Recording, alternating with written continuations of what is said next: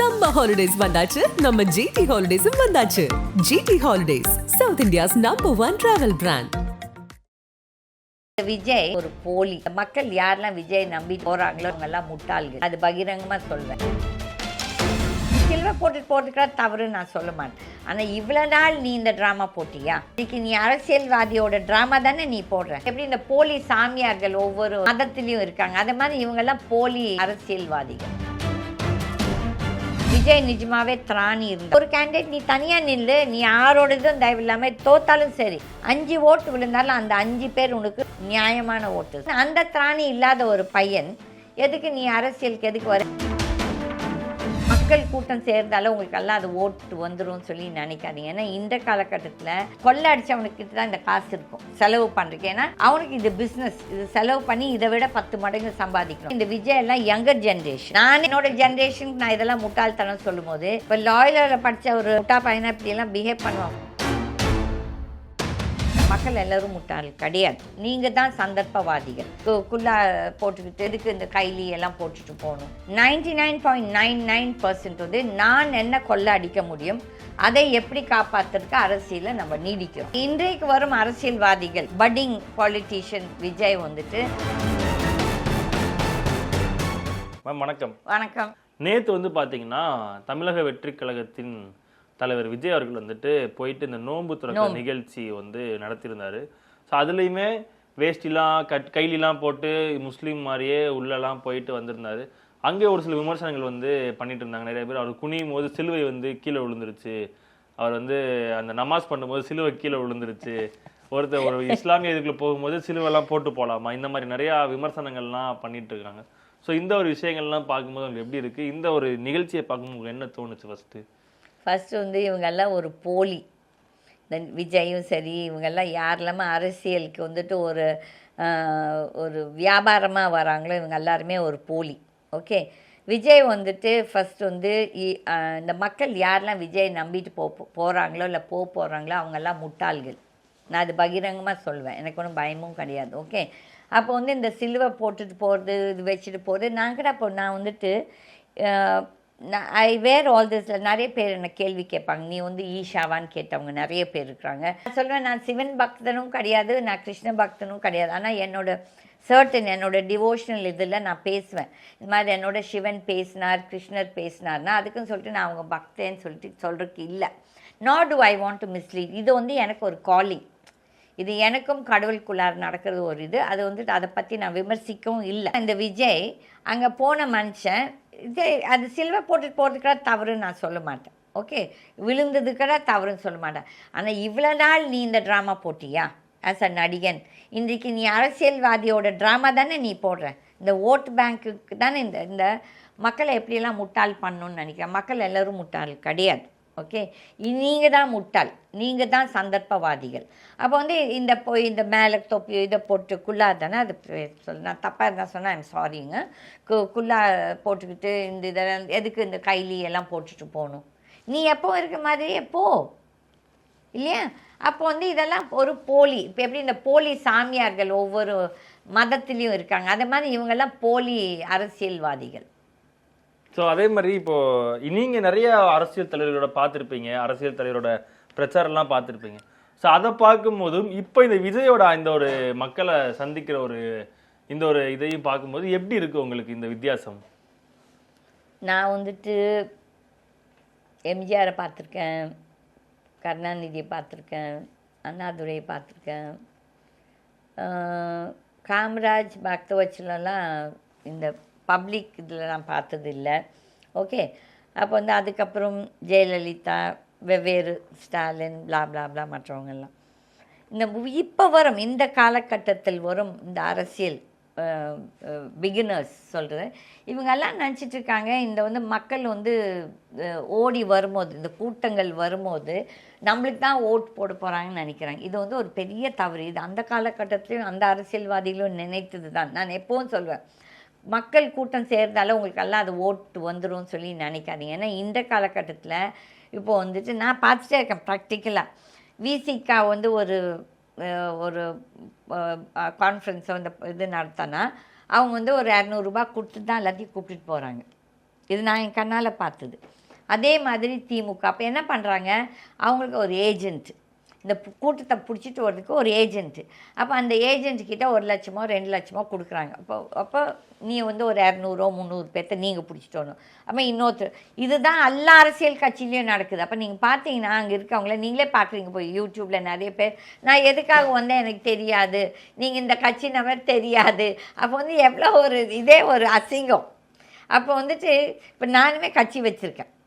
நான் வந்துட்டு இந்த அரசியல் சம்பாதிக்கிறதுக்கு எதுக்கும் வரல. நான் இந்த மாதிரி I don't believe in all this nonsense. ஏன்னா இது வந்து கொள்ளை அடித்தவனுக்கிட்ட தான் இந்த காசு இருக்கும் இந்த மாதிரி செலவு பண்ணுறதுக்கு. ஏன்னா அவனுக்கு இது பிஸ்னஸ், இது செலவு பண்ணி இதை விட 10 மடங்கு சம்பாதிக்கணும்.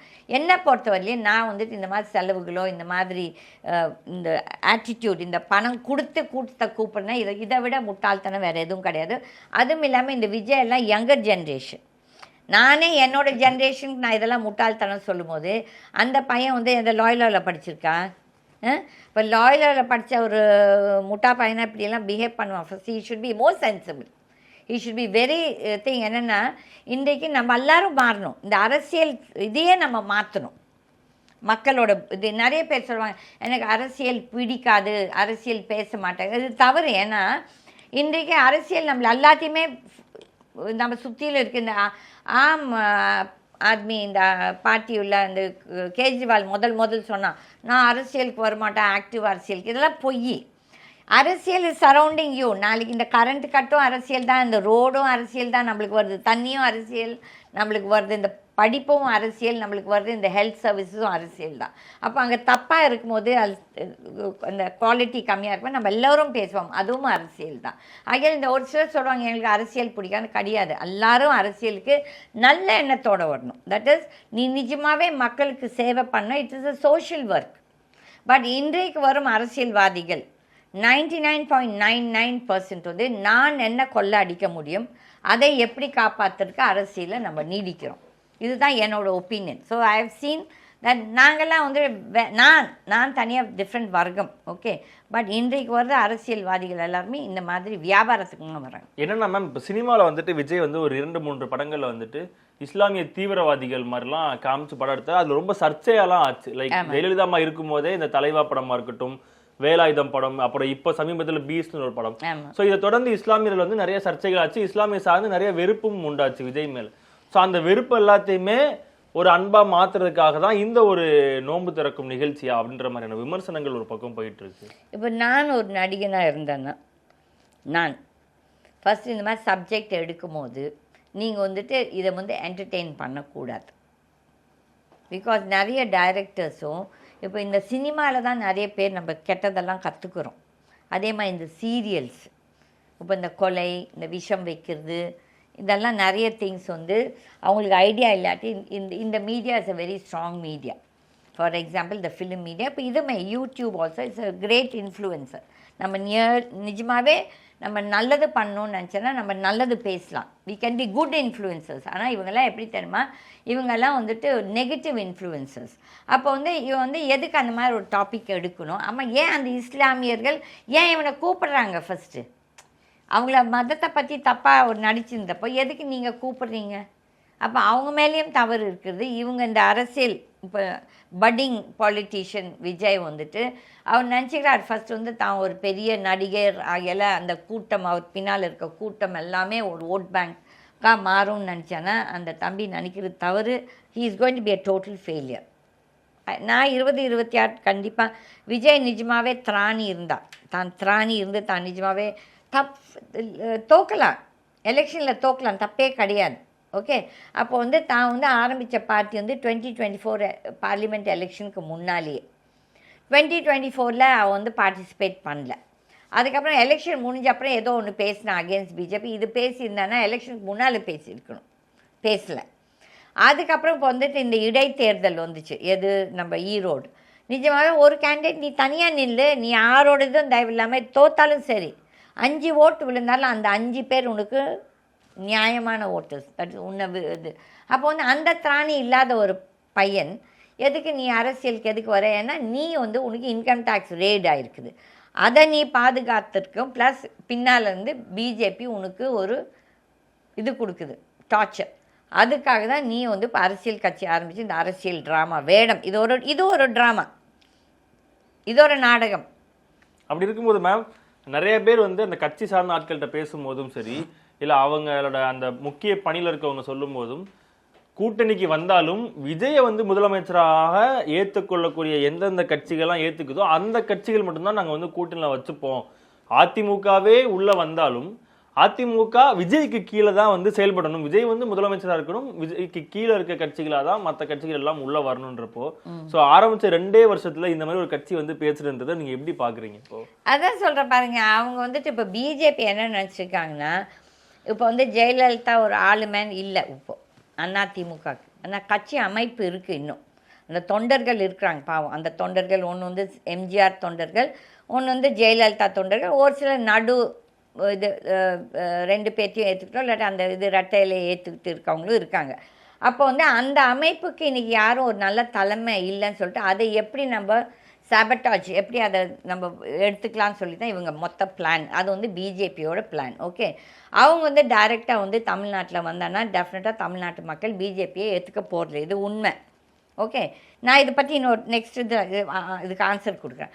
அப்போ வந்து இது என்ன பண்ணுறாங்க, ஃபஸ்ட்டு வந்து ரஜினிகாந்தை ட்ரை பண்ணாங்க, ரஜினிகாந்த் புஷ் ஆயிடுச்சு.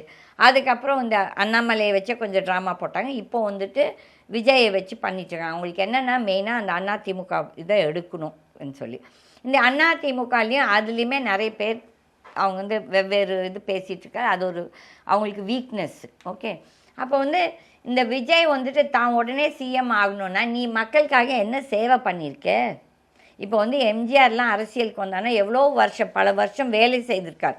தொண்டனா காங்கிரஸில் தொண்டனாக இருந்திருக்காரு, அதுக்கப்புறம் அந்த மூமெண்ட்லேயும் ஒரு தொண்டனாக இருந்திருக்காரு, அதுக்கப்புறம் திமுகலேயும் ஒரு தொண்டனாக தான் இருந்திருக்கார். அப்போ வந்து அவங்களாம் எவ்வளோ வருஷம் வேலை செஞ்சுருக்காங்க மக்களுக்காக, தட் இஸ் அந்த கட்சி மூலியமாக. ஓகே, அப்போ நீ வந்துட்டு வந்த 2 வருஷத்தில் சிஎம் ஆகணுன்னா இந்த அப்போ உனக்கு திராணி இருந்தால் தனியாக நில்லு. நீ மக்கள் உன்னை ஏற்றுக்கிறாங்களே, நீ தனியாக நின்று உன்னோட இந்த சாமர்த்தியத்தை காட்டு. அப்போ அதுலேயே உங்களுக்கு தெரிஞ்சுக்கலாம். அவன் வந்துட்டு நிறைய குதிரைங்க மேலே காலை வச்சுட்டு போட்டியில் நிற்கலான்னு சொல்கிறேன். அது அந்த மாதிரி நின்னா போட்டியிலே தோற்றுருவான். இதான் நடக்க போகுது, பார்த்துருங்க. அதான் நான் சொல்கிறேன், நான் பகிரங்கமாக சொல்கிறேன், 2026 மக்கள் வந்து இவனுக்கு ஒரு பாடம் கற்றுக் கொடுப்பார். ஓகே ஓகே மேம், நன்றி மேம். நன்றி. சம்மர் ஹாலிடேஸ் வந்தாச்சு, நம்ம ஜிடி ஹாலிடேஸும் வந்தாச்சு. GT holidays, south India's number 1 travel brand.